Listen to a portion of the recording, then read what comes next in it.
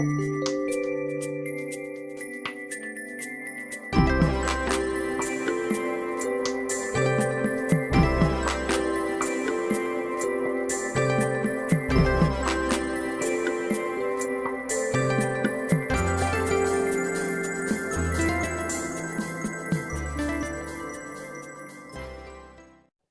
Aries. Welcome to Pandora Astrology's monthly horoscope for September of 2022.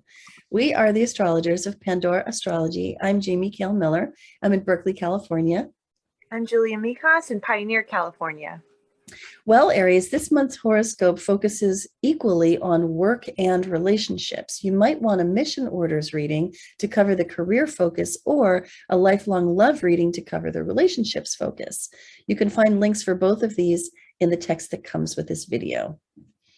I want to start with that relationship emphasis and talk about Juno, which is right here, traveling along through your 12th house and retrograde when the month begins. Now, this started in July and it doesn't finish until late October. So this process is really underway and it's just kind of operating in the background behind everything that we're doing. And it's a relationship retrospection process. That's what Juno does. And she's applying the very Piscean litmus test of how well does this relationship mesh with my spiritual value system? That's what she's up to this year with her relationship retrospection, which does happen every year, but this year it's Pisces flavored. So this one goes kind of deep. And I'm going to return to this theme a little bit later in this horoscope when I talk about the moons, the full moon in particular. But I just want to say that because this is landing in your 12th house, that it's going to feel like a largely unconscious process, and it might pull you into a very introverted place in your relationship and make you want some solitude during this Juno retrograde from late July to late October, so that you can sort of ponder on, how could your relationship or relationships, because Juno covers business as well as personal relationships, how could they be more, in alignment with your spiritual values? There's a video that we've made about this, and you can find it on our YouTube channel, Pandora Astrology, in the 2022 news playlist there.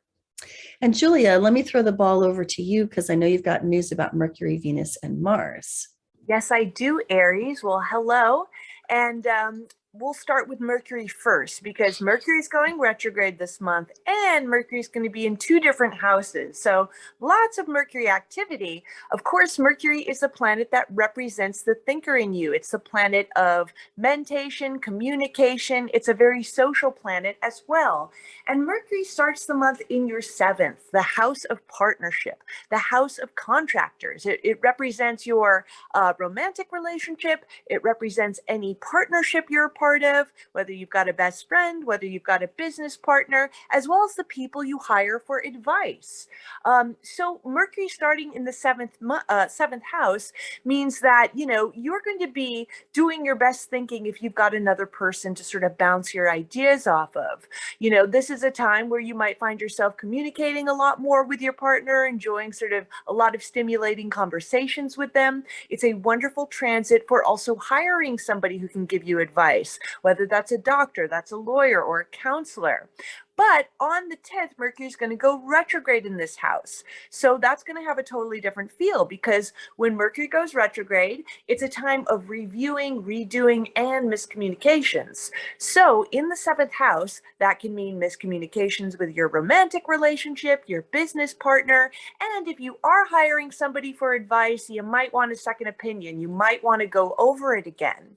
And Mercury retrograde, if you don't have a partner, can be a time of rethinking your relationship needs. Like, what do you need in a partner in order to be happy?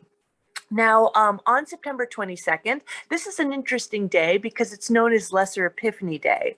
Any Epiphany Day, whether it's lesser or greater, means that Mercury is exactly conjoined the Sun. So the Lesser Epiphany Day happens when Mercury is retrograde and conjoined the Sun versus Greater Epiphany Day, which happens, well, it'll happen after Mercury's done with its retrograde cycle and it conjoins that Sun again while it's direct. So this again is all happening in your 7th house. house. And what Epiphany days generally are is they're times of insights and, insights, connections, aha moments about sort of the retrograde cycle you've been in, especially where Mercury is in your chart. So in the seventh house, you could be having some insights into your relationships. You can also finally get a little bit of clarity about any miscommunications you have been having, or perhaps clarity about people you've been hiring. Like, you know what, this doctor really isn't working for me.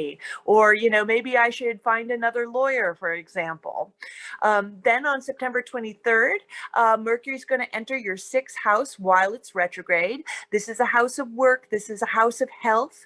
There could be some redoing and rethinking in terms of health during this cycle, especially with Mercury dipping back into the sixth house. Maybe you want to sort of reassess your regimen. Maybe you're thinking, oh, you know what, this medication is really not working for me. I need to try something different. And since the sixth house can rule your workplace, this can be where the miscommunications start coming from the workplace. So customers, clients, coworkers, bosses, that sort of thing. Now, this whole annoying retrograde cycle is going to be over next month on October 2nd. So, listen to our next month's video to figure out how this will feel. Now, a few things about Venus. Venus is the planet of art, beauty, and relationships. People like Venus. She's a benefic planet. She brings a little luck, a little pleasure wherever she goes. Now, by September 4th, Venus dips into your sixth house. Again, this is the house of work, health, basically organization in your life as well.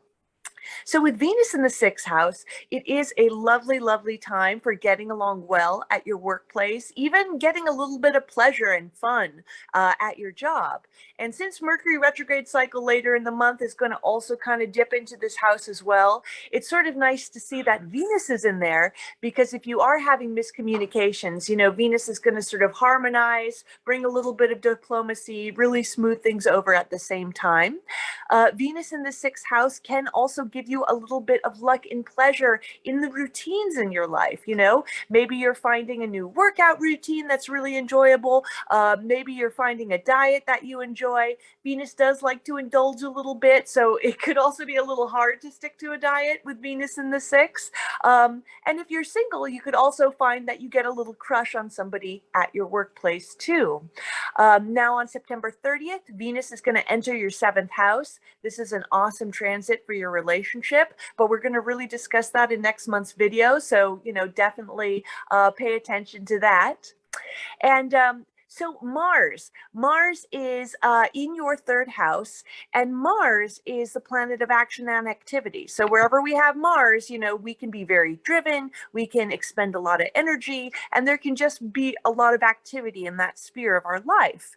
So Mars in the third house. Now this is going to be a really interesting cycle, because Mars is really slowing down this month. He's officially going retrograde next month, and he's going to spend a number of months in this house. Usually it's about 2 months per house with Mars, but this will be more than that. Now, Mars in the third house represents your siblings. It's a house of short journeys. So, weekend trips to the beach, milling about your neighborhood or your local city or town. The third house is also the house of writing. It's the house of communication. So with Mars in the third house, this could be a time where you're really expending a lot of energy just doing a lot of short trips. This could be a time where you're just kind of buzzing around, the city, running errands, or wherever town you're from. This could be a time of, taking a lot of trips to the beach or your local surroundings, maybe some state parks, going camping.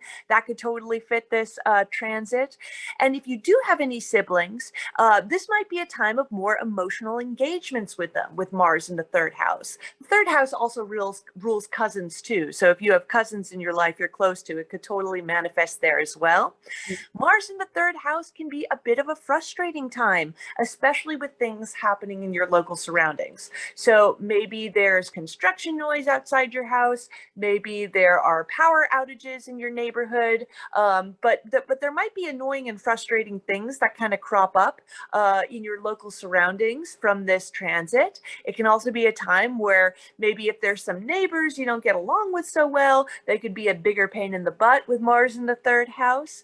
And it can be a time, since this is the third house represents your ability to communicate, where you're being a little bit more feisty with your language. You're pretty direct in general, Aries, but like where you might be a little sharper with your words, where you might run into more sort of conflict through conversation during this cycle too. Yes, indeed. And I want to tell you about the two moons and the seasonal change that's going on. We begin with the sun. We begin the month with the sun in Virgo. It's Virgo season, obviously. And the first moon of the month is a full moon right here on September 10th. And this is a moon in Pisces hanging out with Juno. And it's that connection with Juno that gives this moon a lot of flavor. We're calling this one Reimagine Relationships, but Face Pragmatic Facts. And I mentioned before that Juno, doing its retrograde thing in the 12th house, is really bringing you deep into that relationship retrospection and maybe wanting to isolate yourself and separate yourself for a bit from your partner so that you can really feel into the deeper meaning behind the relationship. And it wouldn't be surprising, to find yourself seeking solitude during Juno retrograde, and most especially perhaps during this moon, when emotions may be high and you may feel like you want to sort of fill your cup or get some self-care and some nurture by isolating yourself. Just don't make it into some big argument with your partner where you like reject them and then you're like, I'm taking my toys and going home. Don't do it that way. Just recognize that this is a natural time for that kind of solitude and retreat. And it's okay to do it without damaging the relationship. So facing pragmatic facts is the part that the sun brings in here in Virgo, bringing attention over to the sixth house and the realm of order and organization and systems that make life run. And so the sun over here is saying, hey, Juno, while you're doing that relationship retrospection and you're getting all, new agey, don't forget that everyday life has its demands. So there's a balancing act there, obviously. Now, the next thing that happens is that the sun travels along through the sixth house, finishes out the sixth house, and moves into Libra right here on the 23rd.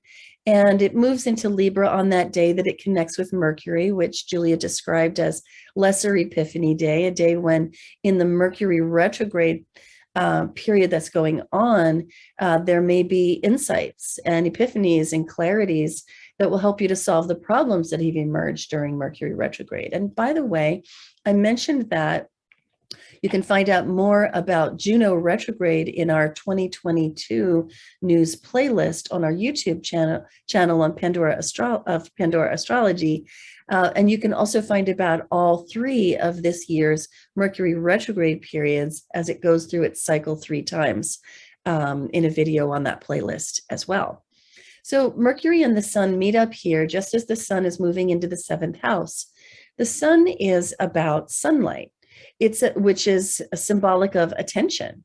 And wherever sunlight is shed, things can thrive and grow. And it's the same with attention. It should be spread around so that things, can grow and flourish. And so wherever the sun goes in your chart, in this case, the 7th house, you want to bring the high quality light of your own attention so that things can flourish in that arena.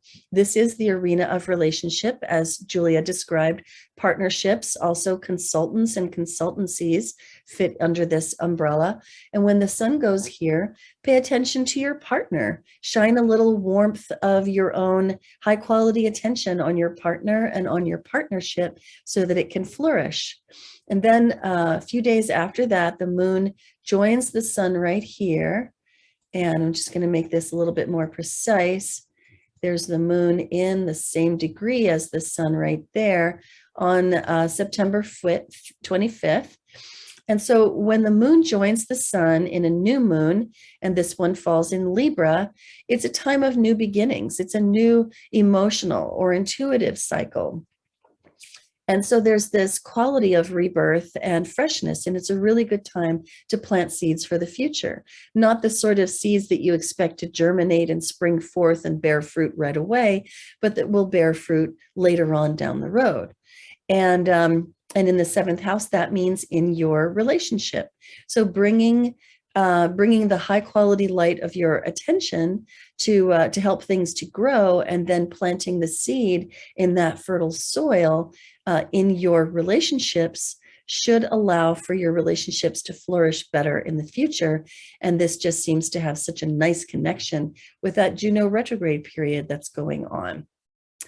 And that's what we have for you today, Aries. You can always find more good stuff like this on our website, pandoraastrology.com, in the horoscopes tab.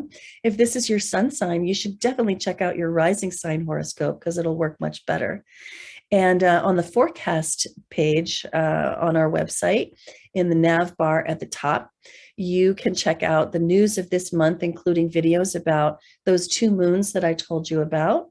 And if you are interested to get that mission orders career reading or the lifelong love relationship reading, you can find the readings tab where you can actually get into Julia's or my schedule. And if you even wanted to take a class, there's a place for that too. And until next time, we'll see you around the cosmos. Bye. Bye-bye.